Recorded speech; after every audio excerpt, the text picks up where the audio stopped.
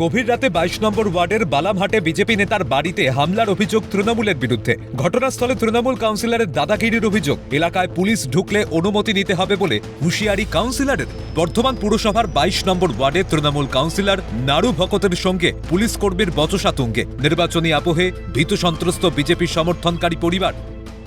এসে সঙ্গে সঙ্গে মন্ডল প্রেসিডেন্টকে ফোন করলে যে বললাম একটু তাড়াতাড়ি করে প্রশাসন পাঠান, নাহলে আমি আমাদেরকে মেরে ফেলবে। দরজা যদি ভেঙে দেয় তাহলে আমাদেরকে ওরা যা লোক এসছে তাতে করে আমাকে মেরে ফেলবে। ঘটনা সকাল থেকে সব ঠান্ডাই ছিল।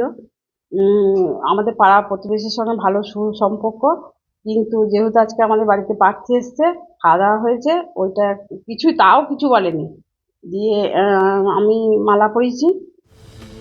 অভিযোগকারী মহাদেব মালের দাবি, মঙ্গলবার বর্ধমান দক্ষিণের বিজেপি প্রার্থী মৌমিতা বিশ্বাস মিশ্র এলাকায় প্রচারে যান। তার সঙ্গে এলাকায় প্রচারে পা মেলান বিজেপি সমর্থক মহাদেব মাল এবং বাড়িতে বিজেপি কর্মীদের খাবারের ব্যবস্থা করেন। অভিযোগ এরপরেই রাতে তৃণমূলের লোকেরা তার বাড়িতে হামলা চালায়, বাড়ি লক্ষ্য করে ইট পাটকেল ছোড়ে।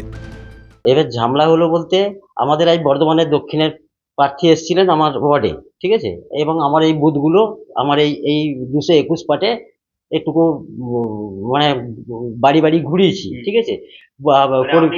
হ্যাঁ, কর্মীর সঙ্গে আরো কার্যকর্তা সবাই ছিল, আমরা ঘুরেছি। এই ঘোরা নিয়ে সকাল থেকে একটুকু খাওয়া দাওয়ার ব্যবস্থা বাড়িতে রেখেছিলাম। সবাই বাড়িতে ছেলেরা খেয়েছে, হ্যাঁ, কার্যকর্তারা সব খাওয়ার একটু ব্যবস্থাও বাড়িতে ছিল সব। সেই ব্যবস্থার মধ্যে সেইটা নিয়ে ওরা হঠাৎ করে সকাল থেকে আমাকে কিছু বলেনি।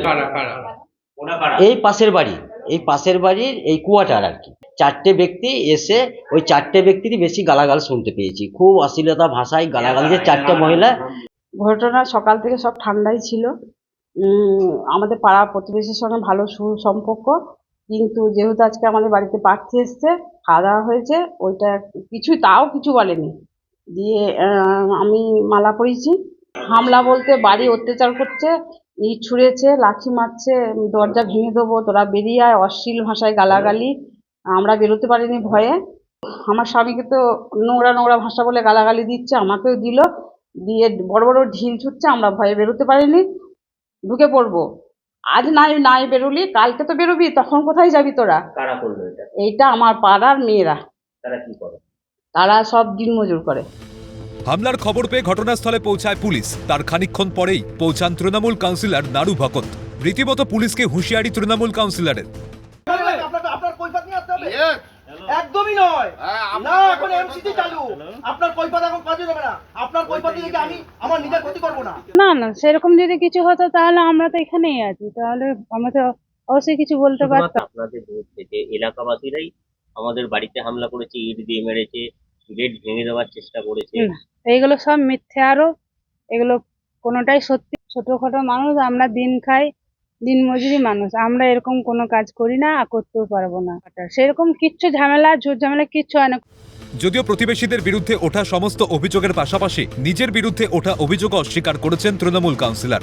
মানুষের কাজ করছি, মানুষ নিজের মত দান করবে। বিজেপির বিরুদ্ধে ভুল বুঝিয়ে প্রতিশ্রুতি দেওয়ার পাল্টা অভিযোগ তুলে সরব হয়েছেন তিনি।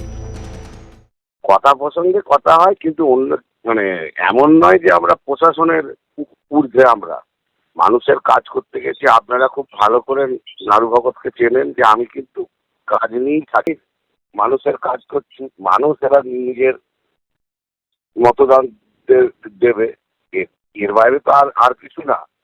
ওদেরকে তো সারা বছর দেখা যায় না।